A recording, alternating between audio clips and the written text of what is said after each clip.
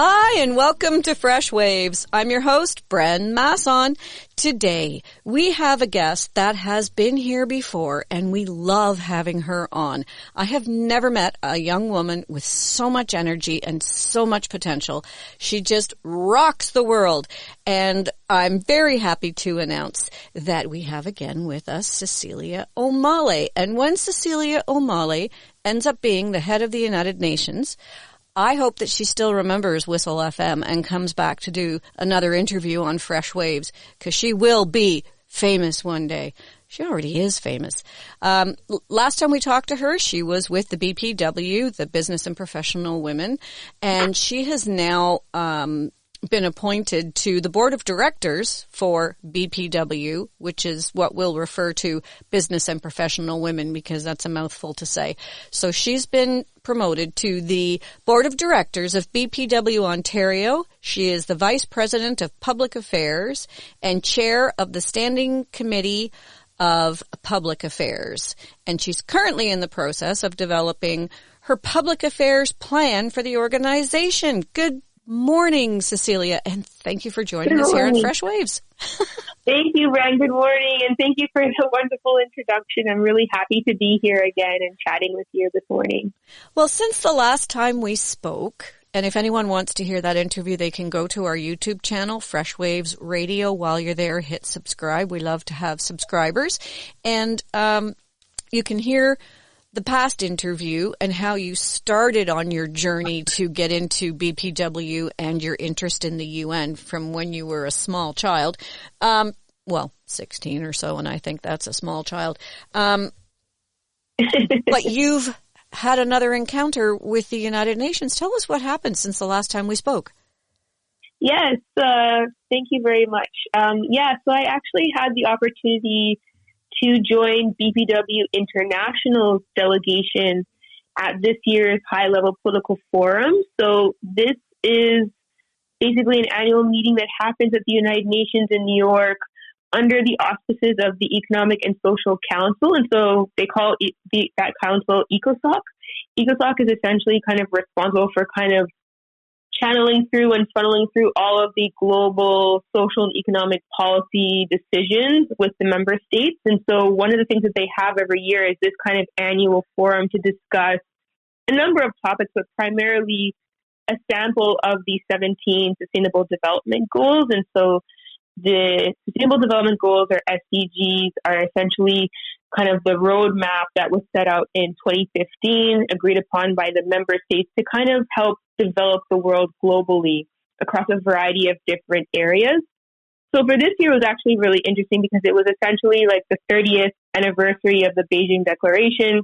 That was kind of the platform that set the wheels in motion to really focus in on gender equality. And so as part of the sample of SDGs that were being evaluated at this year's HLPF, or High Level Political Forum, we were looking at SDG 5, gender equality. So BPW International specifically wanted to make sure that we had a presence there to kind of hear the conversations, interact with the other civil society organizations and with the UN officials as well, to hear kind of how's progress been going when it comes to gender equality. One thing that was very interesting was that even though we were only looking at a sample of SDGs, so for example, they were also, having member states talk about what they've done on SDG 3 as it pertains to kind of healthy living, SDG 8 promoting, decent work and economic growth, SDG 14 conservation, blue economy, the ocean and seas, as well as SDG 70, which is strengthening partnerships across the kind of global agenda. So looking at all of those reviews, it was very clear that SDG 5, gender equality, is something that is not really a standalone goal. It essentially cuts across all of the SDGs. So you can't really have decent work and economic growth without women. You can't have healthy living and promoting good quality lives without women. So I found that to be quite compelling when we're talking about gender equality. It's really something that touches across every sector. It's not something that kind of exists on its own in a vacuum. It's something that we essentially need to consider when we're talking about any type of kind of policy work, which I found was really interesting. I do too. I was kind of stunned when I heard that you were doing a lot of work with elders, and I'm thinking, no, I thought she was on the Commission on the Status of Women. And then it dawns on me, oh yeah, there's a lot of elders who are women. It's life. You cannot just isolate women as only having to be thought about when they're in the workforce. They're to be contended with in all aspects of life. Exactly. So tell us a bit more about your conversations and how things went. Yeah, so the HLPF is essentially about a week and a bit in New York. So most of the member states were there, which was really great. I was really keen to hear Canada's statements throughout the week and hearing kind of our position on things.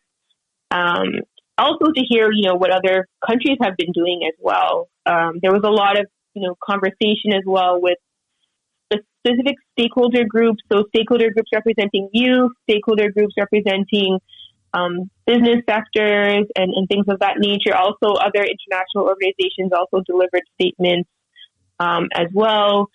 And so hearing all of those conversations was really compelling.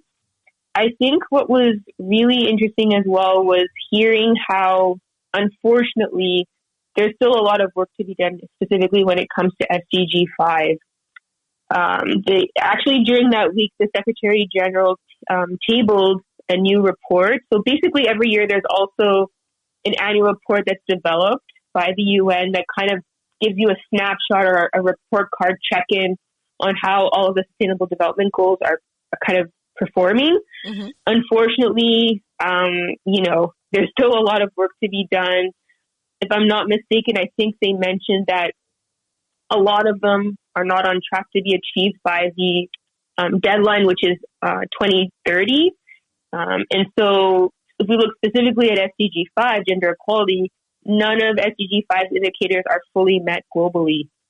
And essentially, the world is actually falling behind in many respects when it comes to gender equality. So hearing that there's still a lot of work to be done was a little bit kind of discouraging, because you'd think, okay, wow, we've had all this progress in the last 100 years. There's been so much growth and movement, but unfortunately, looking across the world, there's still some areas and regions of the world where gender equality is still being challenged, and even some things are being walked back. So I think globally we have a lot of homework to do. Whether we'll achieve these goals by 2030, I'm not too sure. I think we may need to look at a reset of some sort, or maybe recalibrating some of those targets.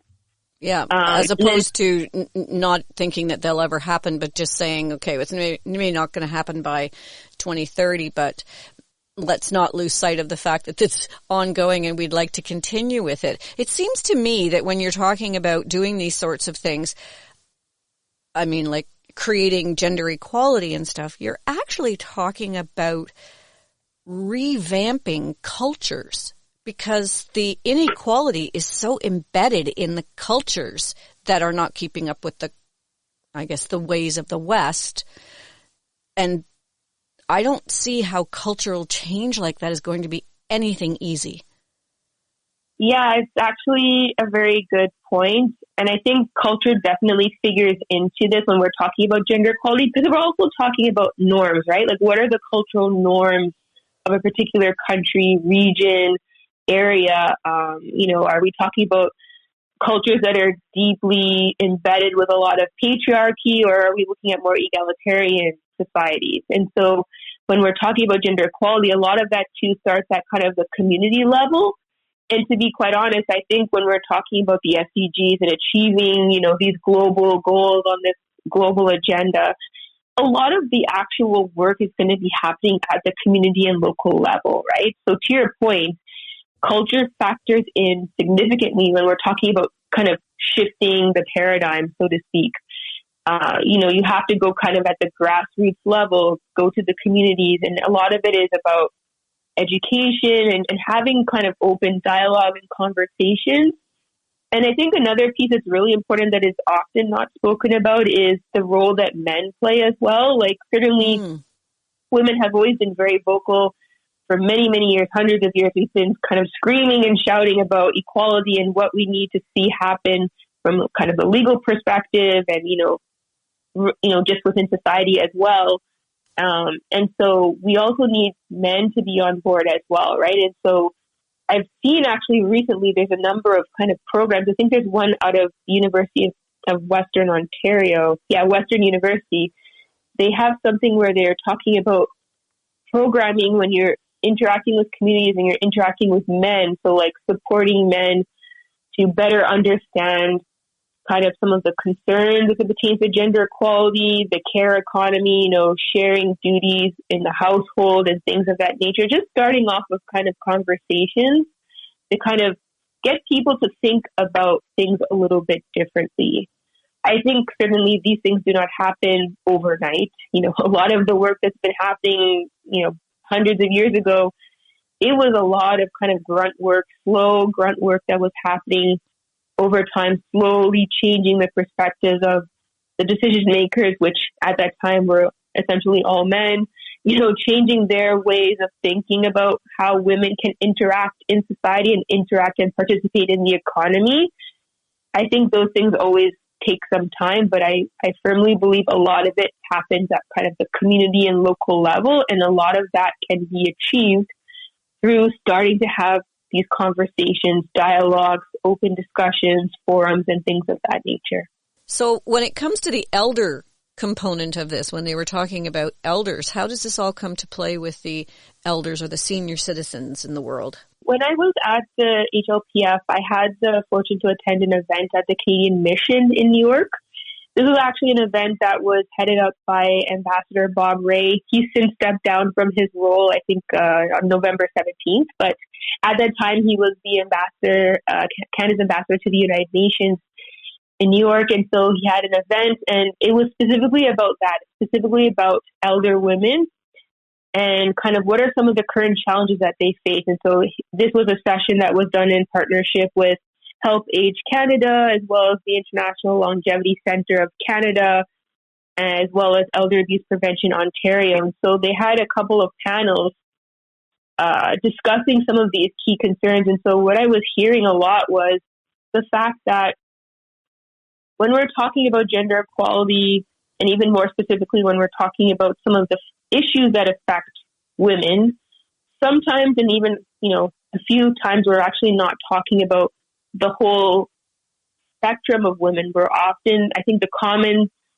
thought is to talk about young women or younger women, working women, mothers, things of that nature. And we're not often capturing kind of those elder women as well, who are also part of that conversation. They're also impacted by, financial or psychological abuse, physical abuse. They're also dealing with challenges in terms of economic participation, wanting to upskill. Given the current economy here in Canada, I think a lot of people are reconsidering when they're going to retire. And some of them, unfortunately, have to think about working a little bit longer than they may have wanted to. So what does that mean in today's context when we're talking about, technology advancements, artificial intelligence, and the world moving so quickly? How can we also support older women, for example, who want to upskill, who also have a lot to contribute to society, to contribute to the economy, who still want to work, who are able-bodied, healthy enough to still work? What does that mean in today's context? And of course, this also includes housing, the housing conversation as well. I know specifically here in Toronto, we have a housing crisis. The homelessness population has, I think, almost doubled in the last couple of years. So there's definitely an issue. And I heard that it disproportionately affects women as well. And so what does that mean when we're talking about housing supports for older women? What are some of the things that they need as well?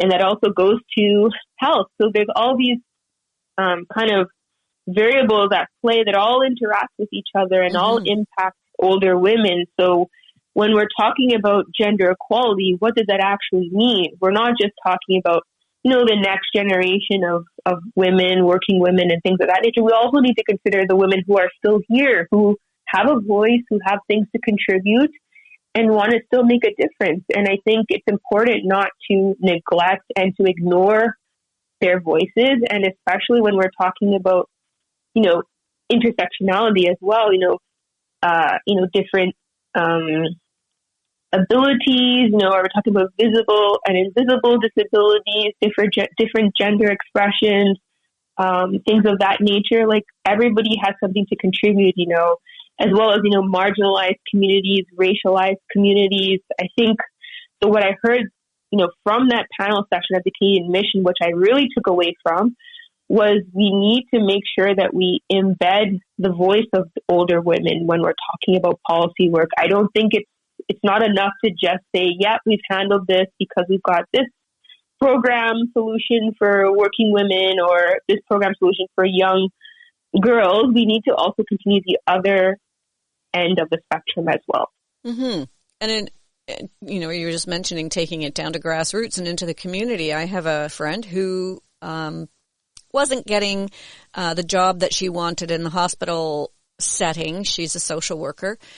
Because 27 years of experience doesn't count for anything. You need to have a master's degree. So not only does she have enhancement degrees like expressive arts and things like that to help with the social work aspect, she's got all of this experience. So finally she goes back to school, takes a year out of her life because at her age, she's now over 60, so that's considered to be a senior citizen. She goes back to school, gets her master's degree, which was no easy feat, even in terms of how universities work now versus how they worked 30 years ago. It was a eye-opening and life-changing experience. Gets her master's degree, goes out looking for a job, and can't get a job because now they're saying, well, and they hire a 30-year-old. Well, yeah, you have all the credentials and everything. Yeah, and they hire a 35-year-old. And she's saying, I'm a woman. I've got all this experience. And isn't it beneficial to your staff to have one person on staff who knows what it was like in 1989, but apparently not. Yeah, and very I think valid point. we miss out on a lot of the knowledge that a person who's been on the planet just a little bit longer may have to offer because they offer a different perspective. And it's really fine and dandy to say, a young woman has new ideas and new perspectives, but she didn't get those ideas without the ideas of the ones that came before her. We have so much to learn from people who've just been here a little bit longer. Exactly. And I think that's the very crux of it. It's the ageism, right? It's these barriers that these women are facing in the workplace, when they're trying to get access to healthcare, when they're trying to upskill. Like, all of these things present significant barriers and contribute to the discrimination that older women face in the world. And so I think, to your point, it's such an important piece not to lose sight of. And I think having attended that panel session and having had the opportunity to connect with a number of the panelists who are representing these organizations here in Canada, it was really important to hear their perspective of what's happening and how, we can't ignore these voices. And I think we do ourselves a disservice, to your point, especially when we're talking about knowledge transfer, just in the workplace, looking at the current trends, the boomers are going to be retiring or have started to retire. And there's a new crop of people joining the workforce. What does that mean when we're talking about knowledge transfer, right? They come with a wealth of experience. We can't really, given Canada's current productivity challenges, we cannot afford to lose that knowledge transfer. I think it's important to make sure that we don't lose it, we keep it, we maintain it, we build upon what those individuals have learned before us. Mm-hmm. And I find that there's other cultures in the world that really do respect their elders. And I'm not talking elders like you're 110. That's not what I mean. I mean someone who's, I'm going to say in my world, 60 and over. And I know in Switzerland, for example, a lot of CEOs and really high up people in an organization, when they retire, it's not have the big party, give them a watch, thank you for your service, bye.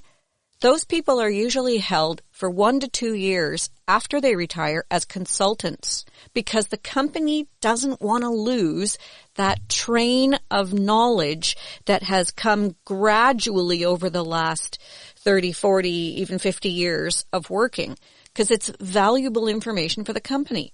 You know, learn from your mistakes. So, hey, we've done this before, guys. How did it go? Do you remember how that went? Oh, yeah. And then all this wealth of knowledge gets poured out onto the table. And no, they don't have to be there every day, 9 to 5.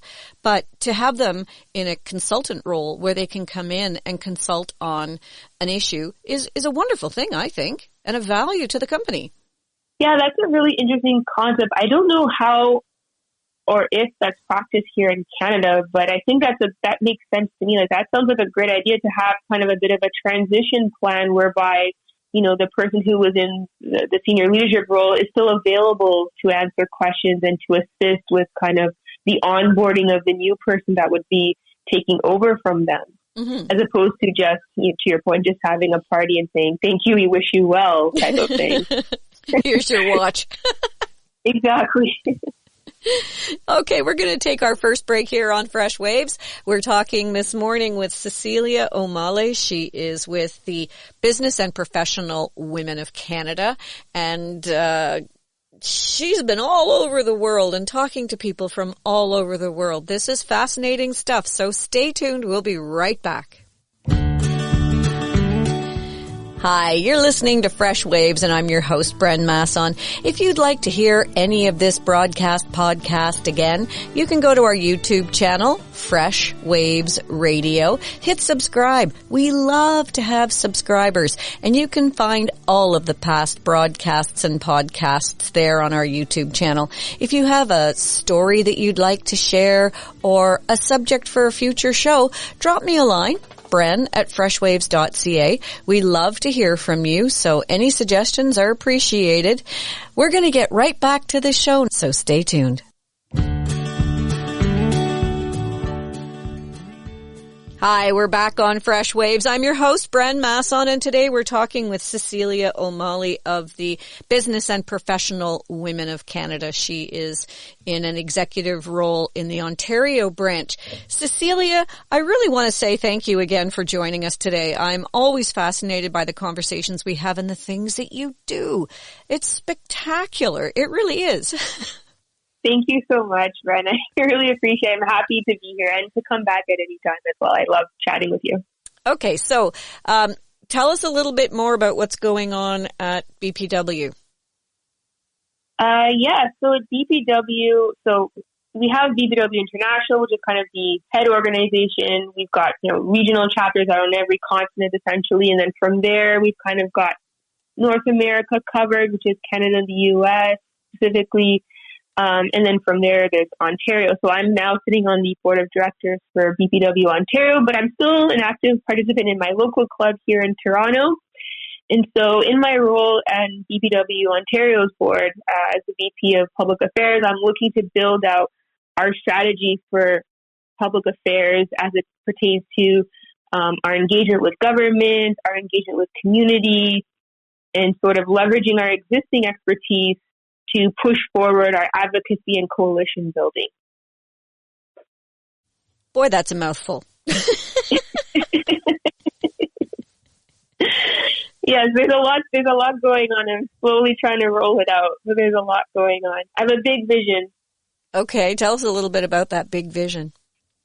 Yeah, so essentially what we have here at BPW Ontario is that we already have what we call as resolutions. So resolutions are essentially kind of our approved organizational policy statements on a variety of topics. So we already have a repository on a number of different issues, whether it's, you know, things related to childcare for women, elder women, and things of that nature. And so I want us to take these existing resolutions that we've already approved as an organization as our kind of public policy statements and transmit that into additional work and align it with existing government priorities. So that we can influence policy and public opinion more actively. So coming out of, one of the things that I did is I did look at Budget 2025, which was launched, I believe, in early November by the federal government. It was a big document. And usually when people think about, whether it's the provincial budget or the federal budget, people instantly usually think about a financial document. Oh, this is going to be what government is going to spend their money on. Yes, that is true. But if you look at it kind of at a more strategic level, it's actually more of a policy instrument, because essentially the government is telling us what their priorities are going to be for the upcoming year. Where the money goes is where the priorities are. So looking at just even Budget 2025, there was actually a number of kind of big ticket announcements for women's issues, which I think is quite encouraging. We'll see kind of, what's in the details, which is usually what happens, but I think it's a good step in the right direction in terms of new commitments for the government. So, for example, they've committed $382.5 million over 5 years, starting in 2026 to 2027, with $76.5 million ongoing to revitalize and stabilize efforts to advance women's equality, which is huge. Like, I think that's a lot of money that can go very far. They've also announced funding for two-spirited LGBTQI plus communities, $54.6 million over 5 years, starting in 2026, 2027, with $10.9 million ongoing, as well as strengthening federal action in response to gender-based violence. They've put together $223.4 million over 5 years, starting in 2026, 2027. With $44.7 million ongoing. So I think hearing those kind of three announcements are really good for us. We'll wait to see, like I mentioned earlier, what's in the details. How is that funding going to flow down to kind of the provinces and territories and kind of the local communities? But I think it's a step in the right direction. I think it's important that our government is still prioritizing women's issues.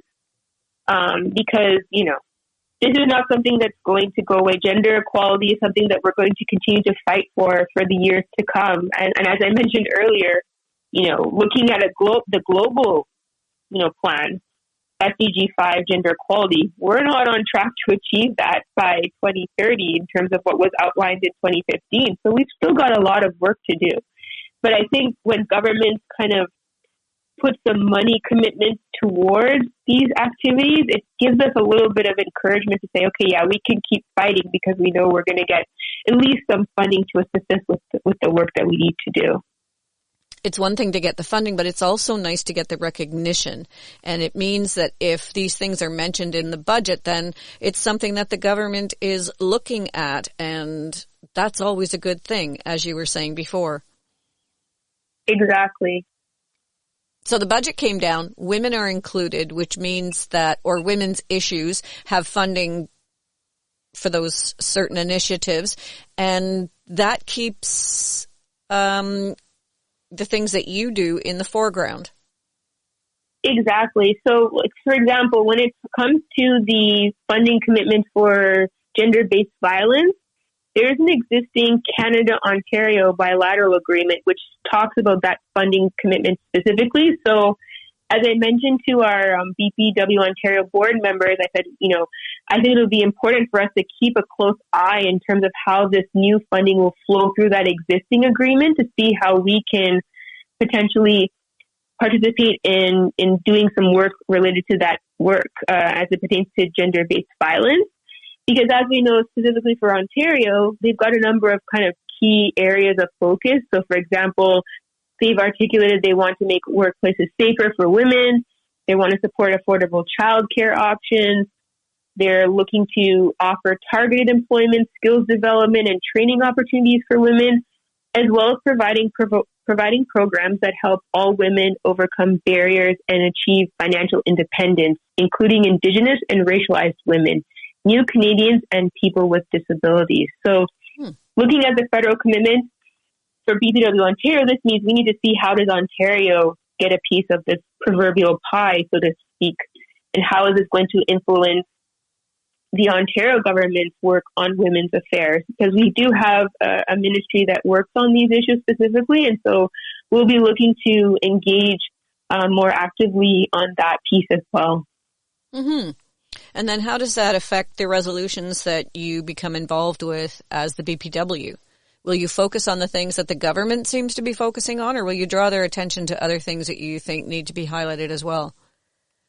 I think as it pertains to the resolutions, I think we've done a number of resolutions already. We've got a number of members that have done a lot of really great research on a number of topics, and we don't want to lose sight of that information. So I think what I'm looking to encourage the group to do is, certainly we can continue to work on issues where gaps have been identified. I think that's really important to raise that to government's attention.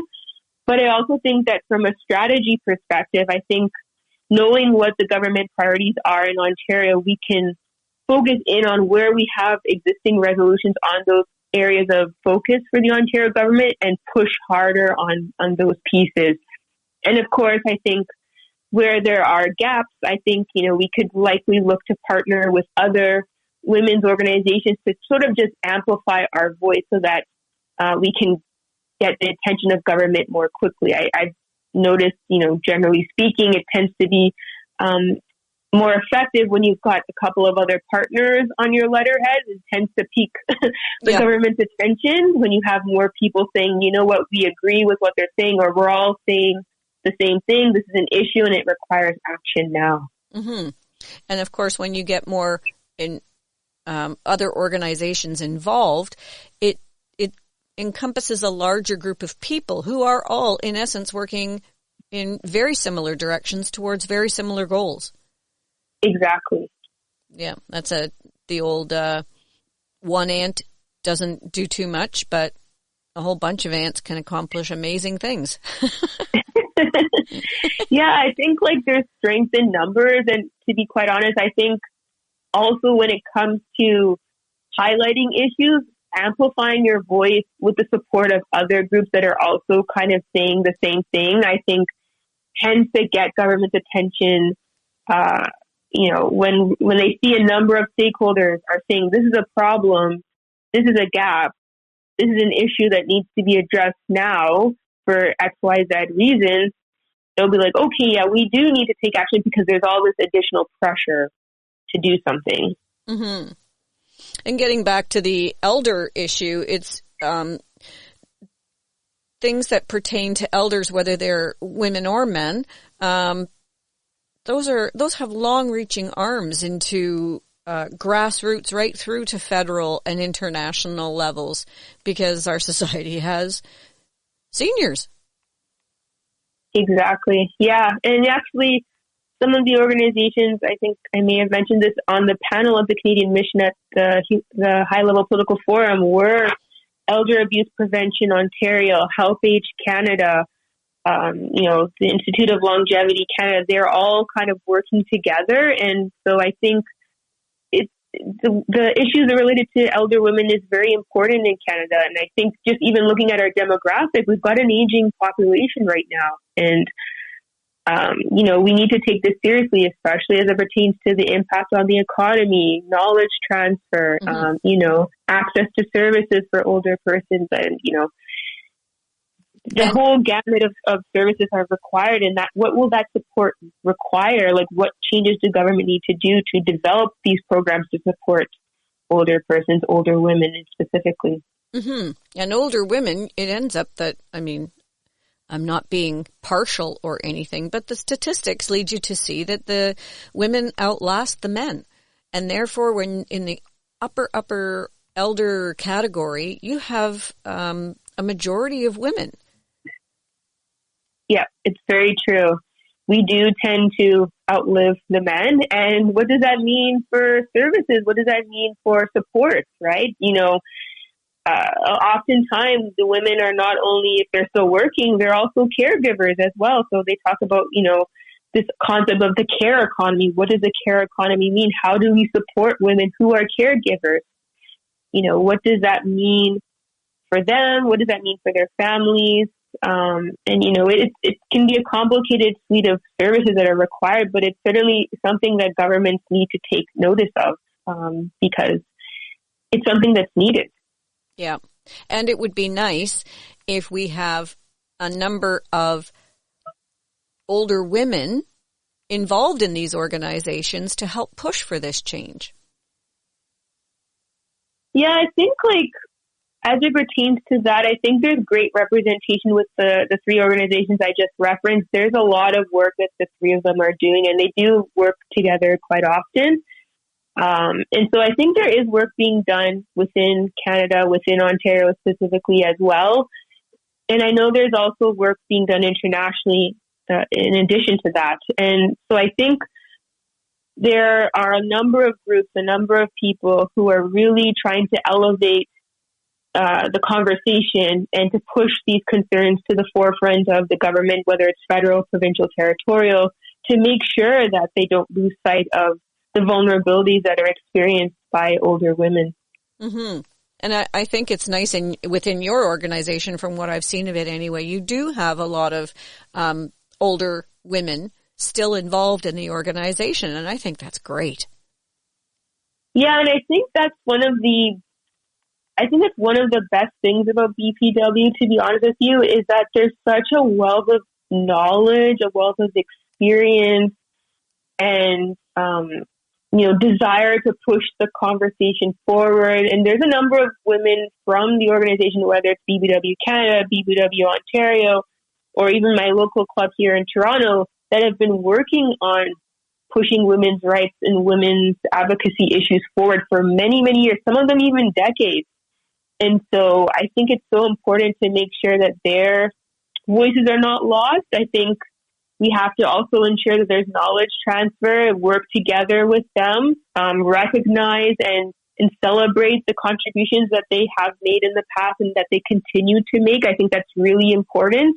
I say this even as a young person, it's so important to recognize and respect those that came before you, because they have a lot to offer and they continue to have a lot to offer. I mean, just for myself, I know talking to some of the ladies, I just really love hearing from them and kind of getting their perspective on things and getting kind of informal mentorship as well, right? Because they've seen and done so many things, as opposed to trying to reinvent the wheel.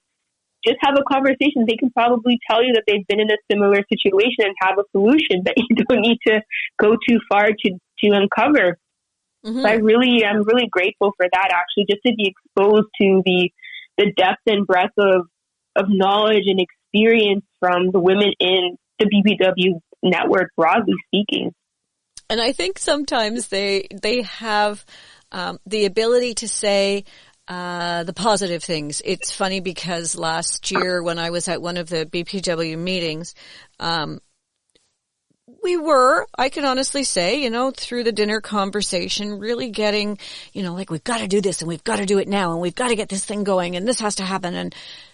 And one of the older ladies turned and said, everything happens in its time. Yes, of course you have to keep working at it, but don't expect it to change by tomorrow afternoon. That's not how these things work. They take time. And basically telling the young ones, slow down, pull in the reins a bit. It'll happen, but maybe not right now. No, that's very true. But then sometimes things can happen very quickly. So you see an announcement by a government and it's like, whoa, we were thinking it was going to take much longer, but we're seeing that they're actually making a commitment. So It really depends. But to your point, I think I would agree that generally speaking, things move kind of slowly and, small iterative steps. Slowly you change the conversation, you change people's perspectives, you bring people along to kind of agree with what you're trying to push forward for, and then you start to see some change. Mm-hmm. Because I think the monumental tasks that you were talking about that are due by the year 2030, I'm sure when they were talked about and the deadline was set, that seemed like such a far, far way away. And now it's creeping up really quickly. That's not far away at all. Now we're heading into 2026. And so 2030 is 4 years away. 4 years is like a snap of the fingers in terms of things that take a long time to happen. Yeah, it's so true, and I think there's a global recognition, just like in looking at the Secretary General's report for the SDGs for 2025, so the kind of reporting on how things went in 2024. I feel like there is definitely a global recognition that we need to make some significant changes for the next, few years if we want to achieve Agenda 2030. But I also feel like there may be an understanding that, we may not hit the mark for everything, but at least we can show that there's been some progress, which is true. There has been some progress in certain aspects of the goals. I think when you think about early child marriage, I think that's something that has been achieved, broadly speaking, in a number of countries. They've been able to eliminate it more or less, which is very positive news. And so probably in 2015, the goals were set with the context and the thinking that, we can likely achieve these because 2030 is so far down the line. But to your point now, you see, it's just around the corner. And so I think there's a global reckoning that, there's a lot of work to be done. But I think also it shouldn't discourage us from also seeing that, a lot of work has been done. There has been some progress made, but there is still some work to be done. So I think it's not all bad news. I would like to say I'm cautiously optimistic that the goals will be achieved, but certainly I don't think that there's anything wrong if there's a pivot in 2030 to say, what, a lot of these goals still need some work to be done. Perhaps it's a case that we tweak the targets or we adjust some of the things that we're looking to do so that they are more achievable. Because I think you also want to strike the right balance between aspirational and achievable. Mm-hmm. Aspirational, of course, to push progress forward, but then also you want to make sure that it's also realistic in terms of what can be achieved by the particular time frame. Yeah, and I'm sure these are floating dates that throughout the duration of a project, you start to see, oh, okay, this has tentacles that are reaching over here, and the octopus effect, instead of having 8 legs, now has 16 legs, and then some toes and fingers after that as well. So it's harder to, the broader something gets, the harder it is to focus in and get the job done, so to speak, because there's all kinds of mitigating factors that are contributing to the project growing and growing. Yeah, and I think also when we talk about those kind of growing tentacles, I think it's also the unforeseen risks that happen too, right? Like I don't think anybody could have predicted the COVID-19 pandemic, for example, which I've read in reports has had an impact on the achievement of certain goals. It kind of destabilized some progress as it pertains to maybe access to healthy outcomes and things of that nature, infrastructure as well.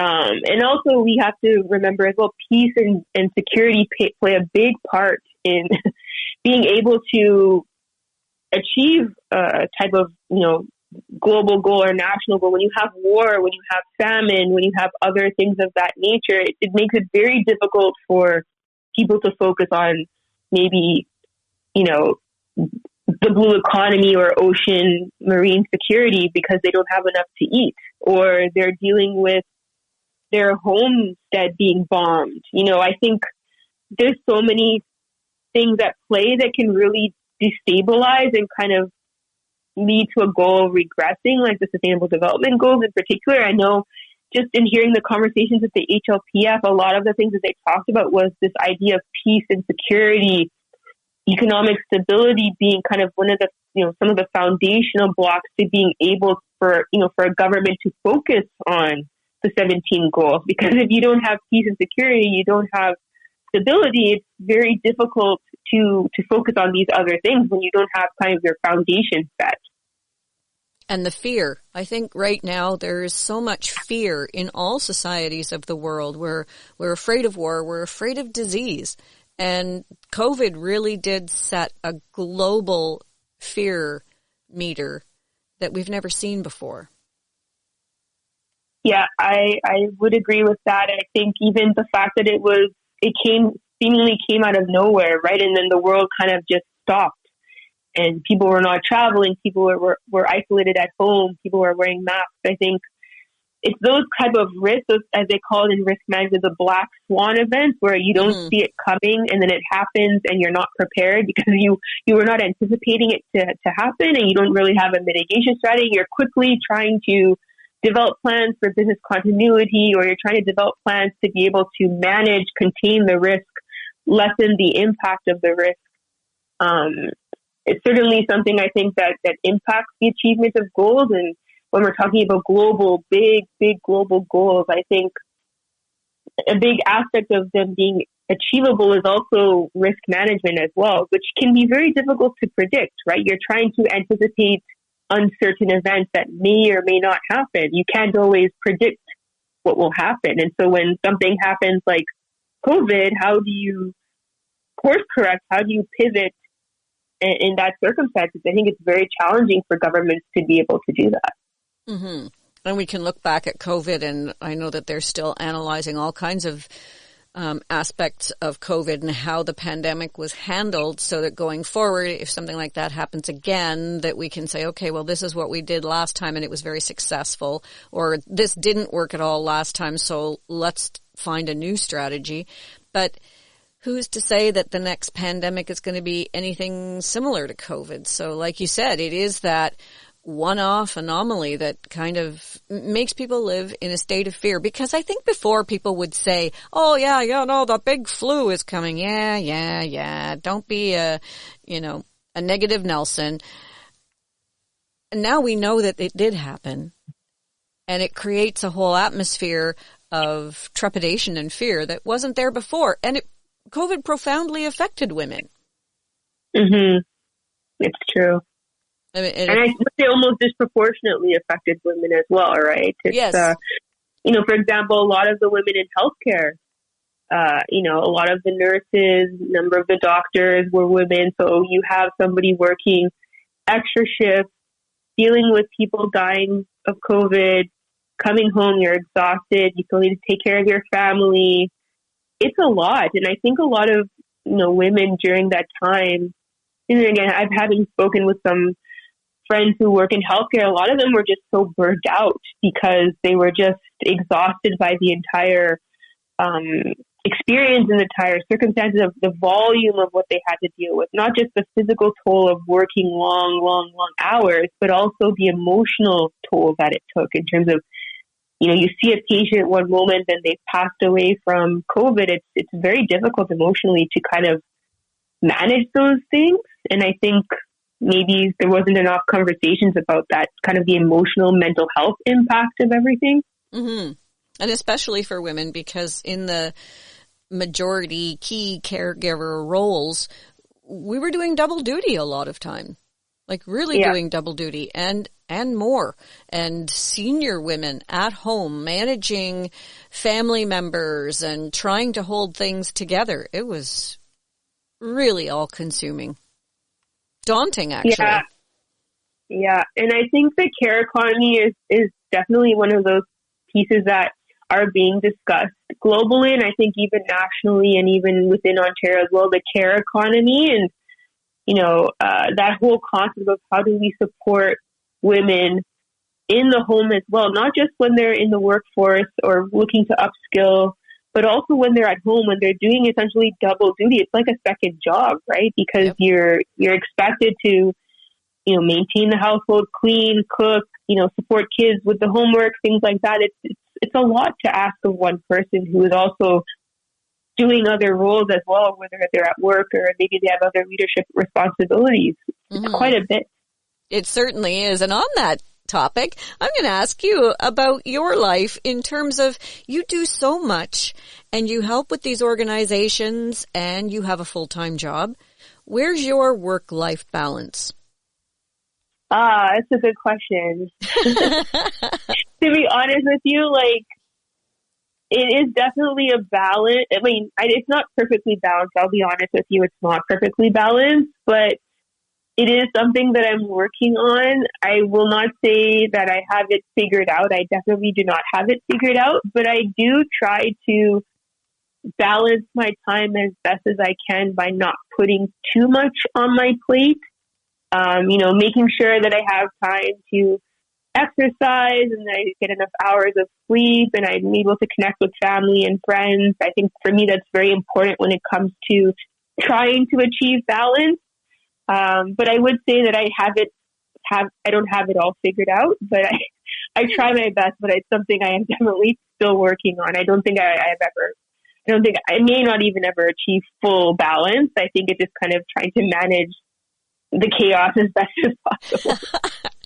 Well, I do think from speaking with you that you have a passion and a love for what you do. And that goes a long way to the balance of life, because a lot of the things that you do, although you're very, very busy, you love what you're doing. Exactly. Yeah. And I think for me, it doesn't feel like extra work, so to speak. Like I'm genuinely very passionate about these things.